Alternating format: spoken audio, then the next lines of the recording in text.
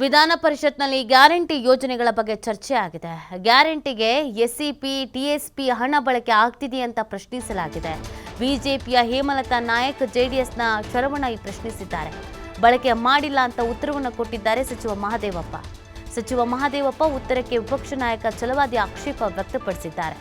ನಿಮ್ಮ ಪ್ರಣಾಳಿಕೆ ಜಾರಿ ಸಲುವಾಗಿ ಈ ಹಣ ಬಳಕೆ ಮಾಡ್ತಾ ಇದ್ದೀರಾ?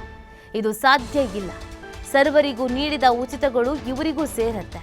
ಹೀಗಿದ್ರೂ ಇವರ ಹಣವನ್ನು ಗ್ಯಾರಂಟಿಗೆ ತೆಗೆದಿಟ್ಟಿದ್ದೀರಿ. ನೀವು ಮೀಸಲಿಟ್ಟ 42 ಕೋಟಿಯಲ್ಲಿ ನಮಗೆ ಸಿಗೋದೆ 7ರಿಂದ 8 ಕೋಟಿ. ಹೀಗಿದ್ದಾಗ ಇಲ್ಲಿ ಹಣ ಬಳಕೆ ಇಲ್ಲ ಅನ್ನೋದೇನು ಅಂತ ಛಲವಾದಿ ಪ್ರಶ್ನೆಯನ್ನ ಮಾಡಿದ್ದಾರೆ. ಬಹುದಿನಗಳಿಂದ ಈ ಪ್ರಶ್ನೆಯನ್ನ ಮಾಡ್ತಾ ಇದ್ದಾರೆ. ಇವತ್ತು ಕೂಡ ಮತ್ತೊಮ್ಮೆ ಸಚಿವರು ಏನು ಉತ್ತರ ಕೊಡ್ತಾರೆ ಹೇಳಿ, ಆಮೇಲೆ ನಾನು ಉಪ ಪ್ರಶ್ನೆ ಕೇಳ್ತೀನಿ. ಸಭಾಪತಿಗಳೇ, ಸಚಿವರು ಮಾನ್ಯ ಸಭಾಪತಿಗಳೇ, SCP STP ಕಾಯ್ದೆ ಕರ್ನಾಟಕ ರಾಜ್ಯದಲ್ಲಿ ಹೊಸದಾಗಿ ಬಂದಿರೋದು ಮಾನ್ಯ ಎಲ್ಲ ಸದಸ್ಯರಿಗೂ ಗೊತ್ತಿದೆ.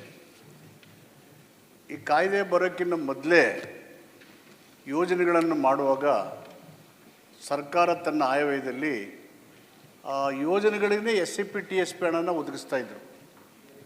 ಎಲ್ಲ ಸರ್ಕಾರಗಳು ಕೂಡ ಮಾಡ್ತಾಯಿದ್ವು. ಅದನ್ನು ಒಂದು ಆರೋಗ್ಯ ಕ್ಷೇತ್ರಕ್ಕೆ ಬಂದಾಗ ಅಲ್ಲಿ SCP TSP ಅಂತ ಯೋಜನೆಗೆ ಆ ಜನರಿಗೆ ಹಣನ ಅಲ್ಲಿ ಬಳಸ್ತಾಯಿದ್ರು.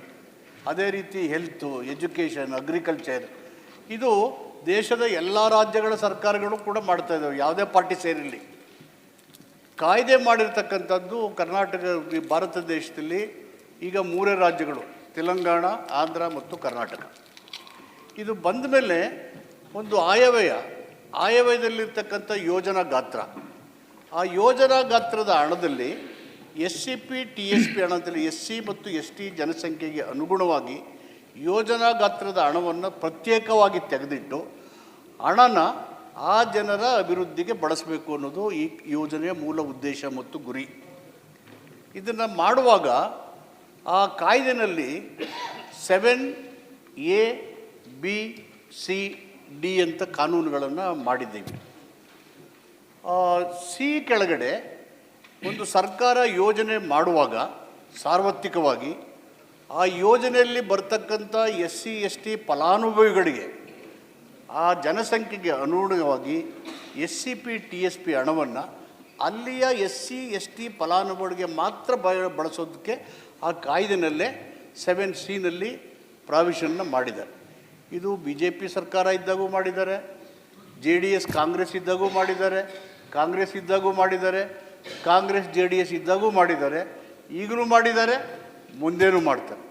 ಸೊ ಕಾಯ್ದೆ ಪ್ರಾವಿಷನ್ ಇರೋದ್ರಿಂದ ಇಲ್ಲಿ ಈ ಹಣನ 24.1% ಹಣನ ನಿಗದಿ ಮಾಡಿ ಈ ಯೋಜನೆಗಳನ್ನು ಮಾಡಿದ್ದಾರೆ. ಆ ಯೋಜನೆಗಳು ಸಾರ್ವತ್ರಿಕವಾಗಿರ್ತಕ್ಕಂಥ ಗ್ಯಾರಂಟಿ ಯೋಜನೆಗಳು.